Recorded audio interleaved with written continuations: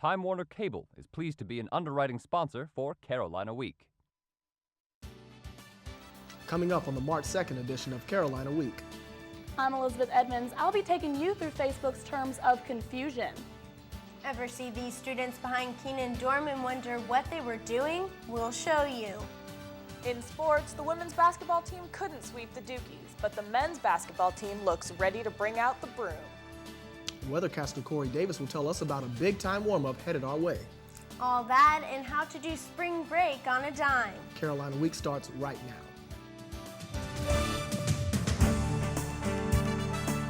From the James F. Goodman Studio in the School of Journalism and Mass Communication at the University of North Carolina at Chapel Hill, connecting campus and community, this is Carolina Week.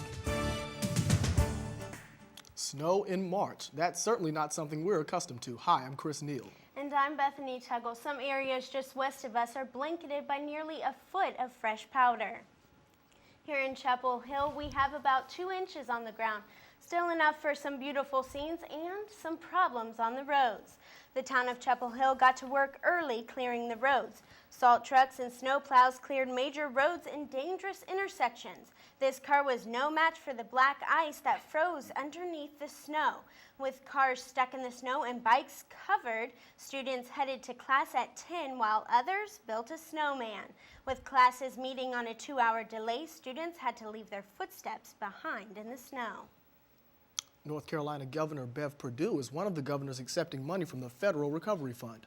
The Perdue administration estimates getting $6.1 billion in federal appropriations. Her administration created the website ncrecovery.gov to describe the newly formed Office of Economic Recovery and Investment, which will watch over the stimulus money. It also includes a calendar to let you know when the state is spending money, and another page to show you exactly how the $6.1 billion is being distributed. New student body president Jasmine Jones is ready to get to work. Jones has already started meeting twice a week with current SBP J.J. Rayner to discuss transitioning into the office. Jones has also been working on revamping her platform to include some of the other candidates' ideas for improving UNC. She's also met with administrators in various groups on campus to hear their ideas. Even with her progress, Jones is still concerned about next year and what the failing economy could mean as she tries to put her ideas into practice. I think my biggest concern is understanding just what the expectations would be next year due to like the big budget cuts, and that's just because who knows really what that will change. Jones officially starts on April 7th with a swearing-in ceremony. Tomorrow is your second chance to vote about increasing the student fee that supports child care on campus. The increase would be from $2.44 to $12.81 and would also allow more students to put their children in child care. Controversy erupted last week when the Board of Elections decided that both sides could have possibly compromised the integrity of the vote. Emails reached 20,000 people. Flyers were along that path from Craig all the way to Phillips for hours and hours, and how many students walked by them. Be sure to log on to Student Central tomorrow to recast your vote. As UNC updates technological learning tools, a website that mirrors social networking sites might replace Blackboard. The name of the site is Sakai, and a group of students and professors is testing it out. The site includes a chat feature that shows you who else is logged in and allows you to chat privately with other students in your class. Additionally, Sakai has a calendar feature that organizes assignments, tests, and other important due dates for all your classes into one schedule. The popular website Facebook has new terms of use which expand control over content, and users are protesting the change. Elizabeth Edmonds is in the newsroom with the latest. Elizabeth, what exactly is stated in these new terms of use? I've read it numerous times, Chris, and I still don't know, and that's part of the problem. The other problem is that users simply don't read the rules. I read the first line and then I clicked yes, I agree, and the next button. Media Law PhD student Woodrow Herzog agrees Facebook's terms of use are difficult to understand. So as they're currently constructed, they're almost impossible to read. Even lawyers can't stand reading them. And so I think the better proposal would be to simplify them. According to Facebook, site managers have legal rights to save all content posted, including pictures, comments, and wall posts. Junior Mark Pilkington and Herzog think that's too much power. I feel it as if they have unnecessary power. There's really, to me, no justification of why Facebook needs to hold all my information for X amount of years. If the company gets a little too carried away with their power and they don't think that the users will call them on it, then we've seen in the past that they'll take advantage of that. In response to this controversy, Facebook has established a Users' Bill of Rights and plans to let users vote on changes to the terms of use. Herzog likes these ideas. And so everyone ends up a little better off when, when everything is transparent and we know what we're getting into. Herzog believes users need to be aware that Facebook isn't a closed community anymore. It's public. The irony is incredible, isn't it? I mean, social media is meant to spread personal information. That's the very nature of it. And I think that's why you have to proceed with caution. So even though he won't be erasing his profile anytime soon, Pilkington believes Facebook is not the way it used to be. I think Facebook now is beginning more to protect itself as a company and an entity of itself rather than keeping the overall goal of being a social networking site. Facebook users have until March 29th to vote and make suggestions on what they think should be the new terms of use. So Chris, if you want to make any changes to your profile, you need to do it soon. Okay, Elizabeth, do you think this will be enough to satisfy Facebook users? You know, Chris, Facebook was created and it's so popular because it was built to meet the needs of people our age. So it's only good business sense that Facebook is trying to make its users part of the process. Okay, thank you. That's Elizabeth Edmonds reporting live from the newsroom. Young filmmakers made their mark with the Blair Witch Project. Some new filmmakers have a different sort of cinematic debut. Sam Rosenthal, what would you do if you woke up from a coma to discover your girlfriend was a Playboy centerfold?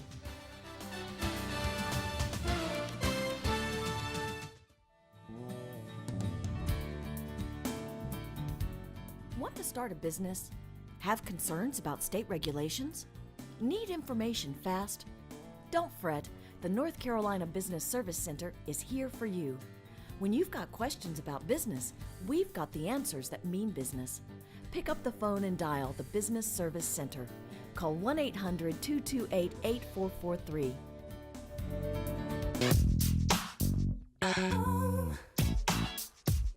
There's something about you, baby. I can't get enough. There's something about you, baby. I got you looking at me, I'm gonna call you bluff. There's something about you. The smallest moments can have the biggest impact on a child's life. Have you been a dad today? Down to the morning light. Tick, tick, tick, tick, tick. Massive heat waves. Heat waves. Severe droughts. Tick, tick, tick, tick. Devastating hurricanes. Tick, tick, tick, tick, tick, tick, tick. Our future is up to you. Tick. Go to fightglobalwarming.com while there's still time.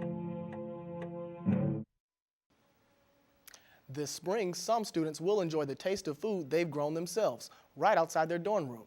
Nika Kenyova has the story. Grace McNair spends every Sunday afternoon in a little garden behind Keenan dorm. She's planting vegetables and herbs with 20 other UNC students. They also clean out leaves, make supports for the plants, and gather trash. Grace thinks knowing where your food comes from is better for your health and for the health of the environment. And I try to get as much food as I can from this garden, and I try to buy food that's not only organic but local. So that means knowing the face of the farmer who I'm buying from. The gardening community's goal is to make UNC campus more sustainable. These students would like to see the dining halls offering more organic food options. Lenore does offer some cage-free eggs for breakfast.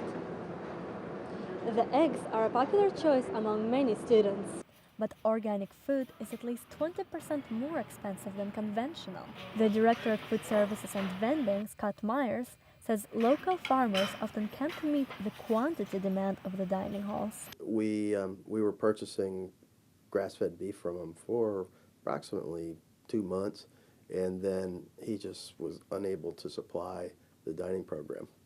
However, the Carolina Garden Club is planning to supply Lenore with the herbs and spices it grows. Membership has exploded to 100 tight-knit members. It brings people together in a community because you work together and then you talk and then you're hungry, so you go and you eat. They get the satisfaction of working with their hands and then get to enjoy the fruits and vegetables of their labor.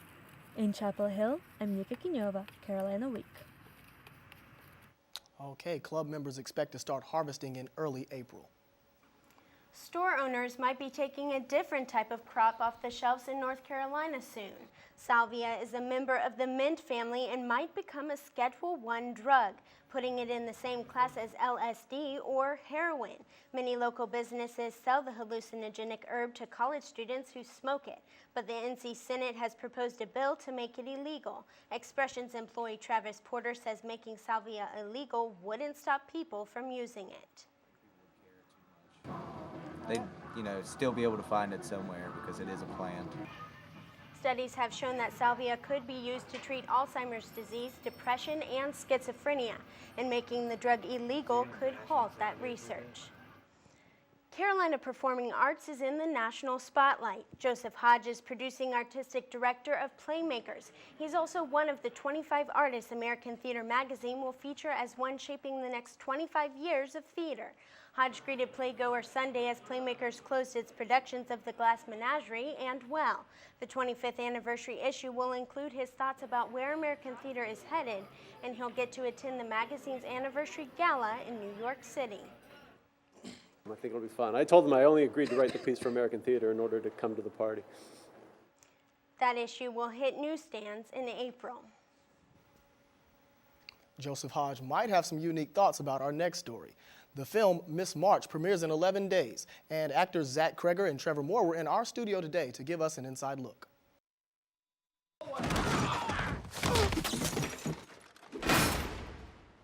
Wake up!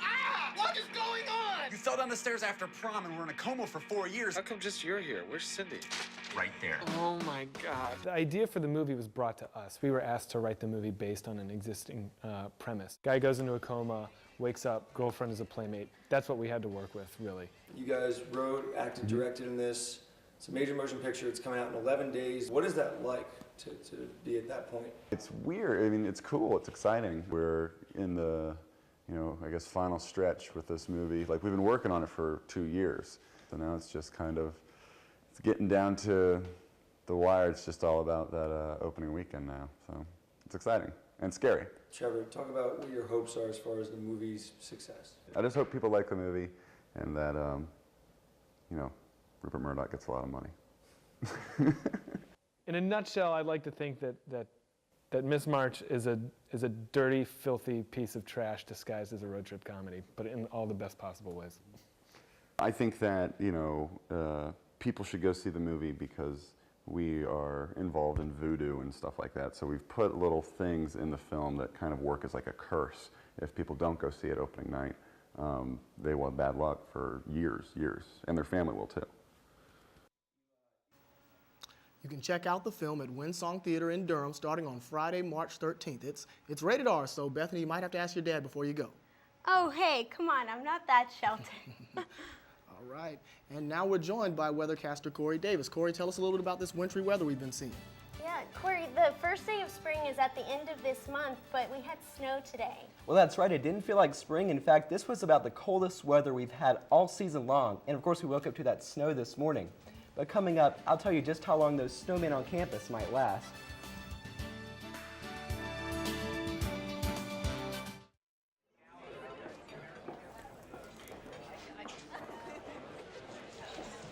Where's the whole wheat? There's no whole wheat. Hey, excuse me? Excuse me, sir. Something wrong? Yeah, there's something wrong. You want to get me some whole wheat?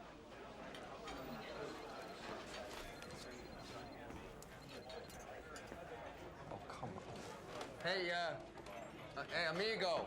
Hey, I asked you for whole wheat bread. This is not what I wanted. El Wheato. Sorry for the confusion.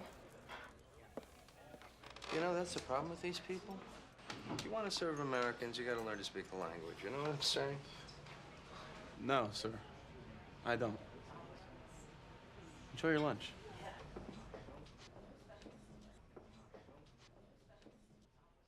Imagine the power of one voice.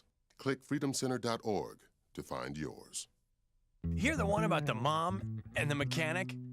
They made a big splash running a car wash. See, the local PTA, an auto body shop, and their community coalition organized car washes, raising money to expand after-school programs. They knew keeping kids busy keeps them away from drugs. So now the town's got clean cars and clean kids. What can your group do? Your community coalition at helpyourcommunity.org, because you get more when you get together.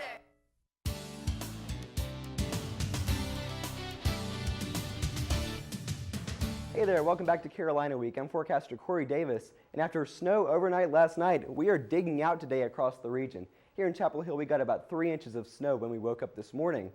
Also, we are staying cold for now, at least for tonight and tomorrow. And if you're wondering when that March-like weather will come back, well, by the end of the week, we do have a warm-up on the way. I'll have that in your forecast in just a minute, but first let's look at those snow totals from across the region.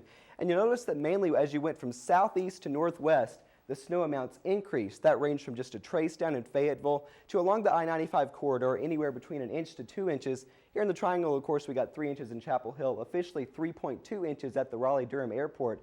And the real winner in terms of snow totals was up in Roxborough. 7 inches of snow fell there. So certainly they have a little more digging out to do than we do here in the Triangle. Now let's look at the regional radar. And right now you see a few green dots across the radar map here. That's actually snow flurries that we've seen in places this afternoon. And while these aren't adding a whole lot to our overall snow totals, the snow isn't going anywhere fast, and that's because of this huge band of cloud cover over the eastern half of North Carolina. That's keeping that sun out today, and it's not able to melt any of that snow. Let's look at the national map, and you see that all the snow that hit us is now skirted off to the northeast. That's with a low pressure system that's just off the coast there. Most of the eastern half of the country now is fairly clear and dry, and that's because of a high pressure system over the Great Lakes. Now, because of the clockwise flow of the winds around a high, we are seeing a very cool northerly wind now, but this high pressure system is going to be skirting to the southeast. It'll get off the southeast coast, and that clockwise flow will bring us a very warm southerly wind by the end of this week. That's what will bring us that more spring-like weather. Let's talk about your cool forecast for now. We do have a winter weather advisory in effect from 6 p.m., so in just a few minutes, until 9 a.m. tomorrow, so lasting through your commute for much of the viewing area. And it's not because we're expecting any additional snow accumulation, it's actually for the possibility of black ice. Our temperatures will get down below freezing tonight, and the possibility exists that any standing water will refreeze, so be very careful on the roads, especially on any bridges and overpasses. Watch out for slick spots. Let's look at your forecast for tonight. A low of 14 degrees. That's the coldest we've been in months. Clear skies and calm winds across the Triangle, but bundle up if you're headed out.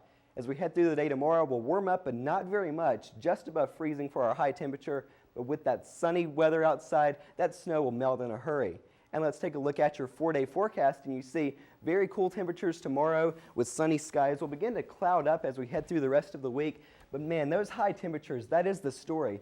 30s tomorrow, 40s Wednesday, 60s by Thursday and Friday. It's going to feel like spring as we get to the end of this week. Low temperatures on Friday morning will be higher than tomorrow's high.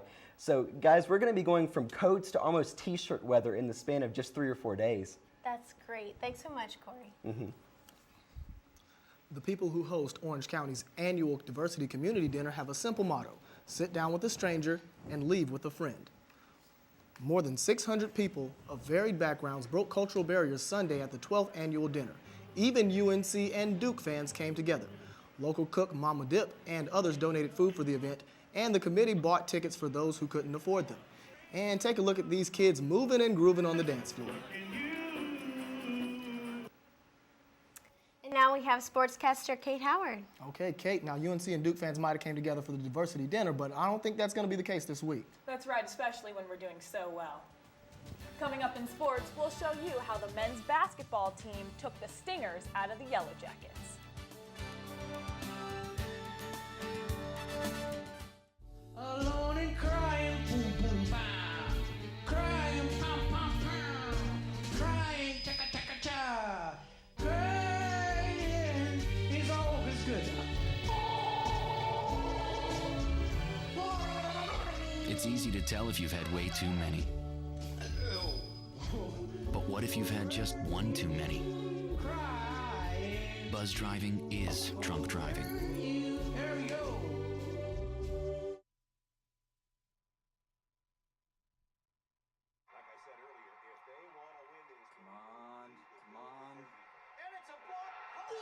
What kind of kick was that? You've got to be kidding me!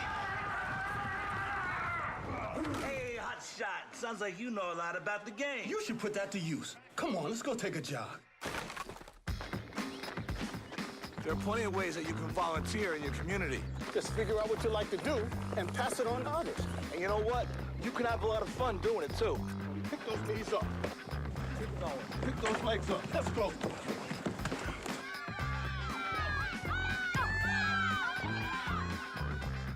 All right now, show them how to kick that ball. To find out ways you can volunteer in your community, log on to teensvolunteer.org. Okay, Ben, here we go, buddy. That was great, Ben. This time, just try to kick the ball.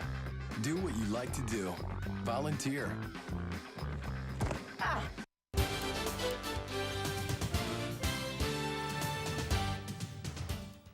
The men's basketball team took on Georgia Tech this weekend in the Heels' next to last home game of the year.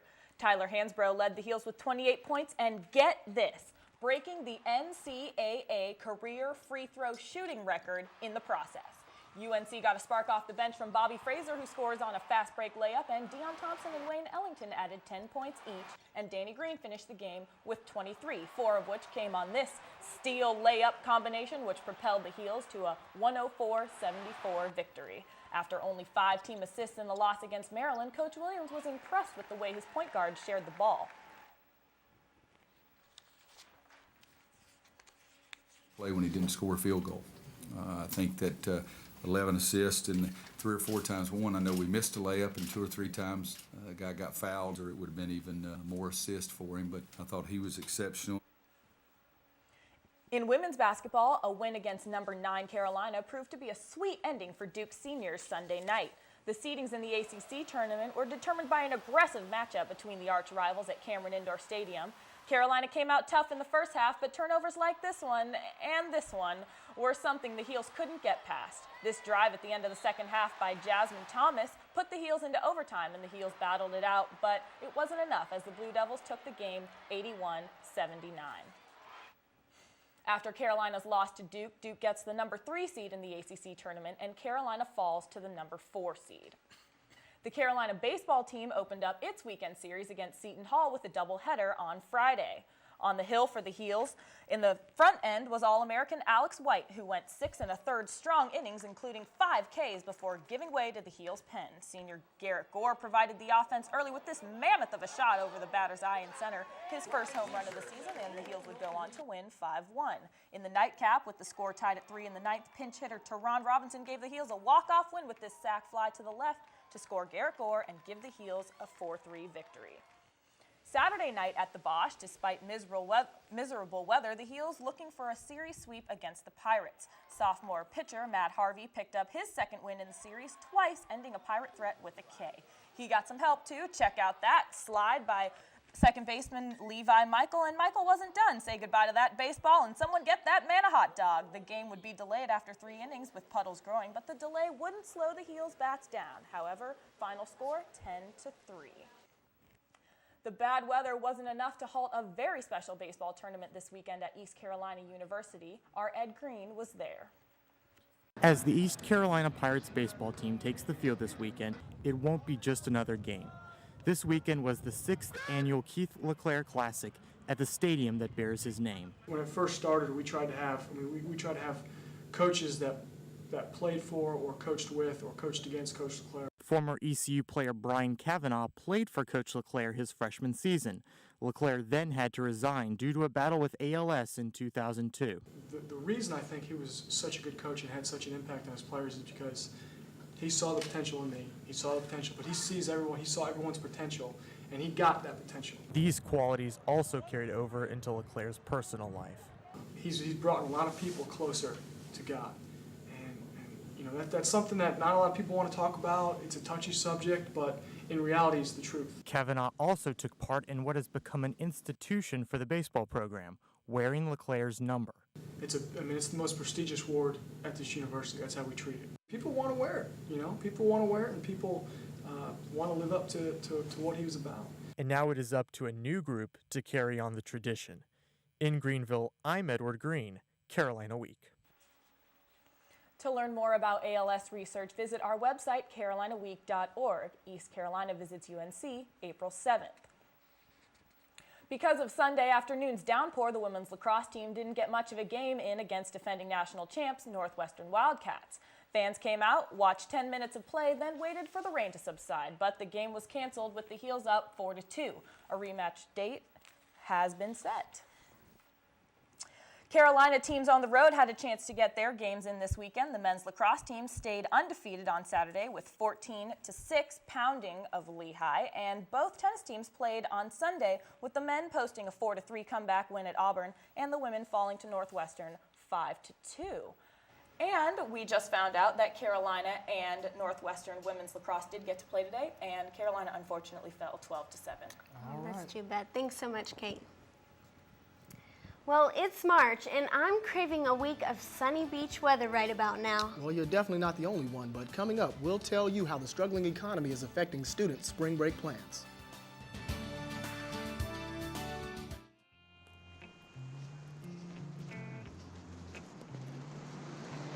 Excuse me. I've been getting mixed messages about women and violence. I need a little clarification. Uncle Bill, how am I supposed to grow up to respect women when I have such lousy role models? Boys are never going to approach you. Can you help me reshape my attitudes towards women? You need to teach them that violence against women is wrong.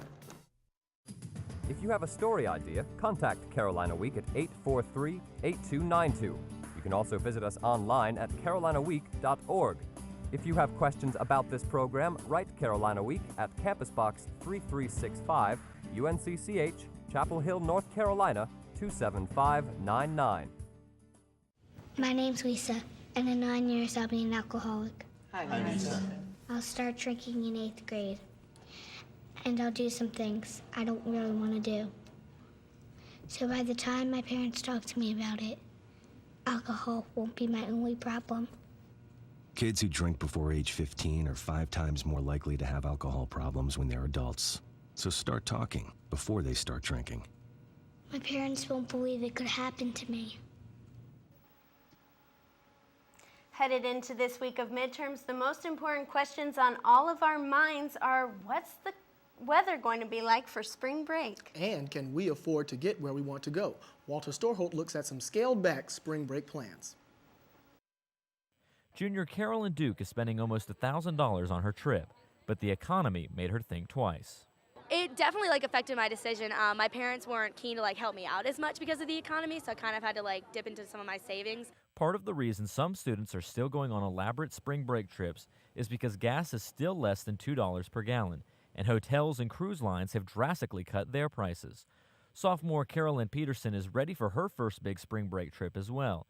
She and about 25 others are going on a 7-day cruise to the Caribbean for less than $600 per person. To her, it seems like a great deal. We all talked to our parents, and I've never been on a cruise, but some of my friends had, and their parents heard the price, and they were like, that's the real price? They were shocked because it is cheap.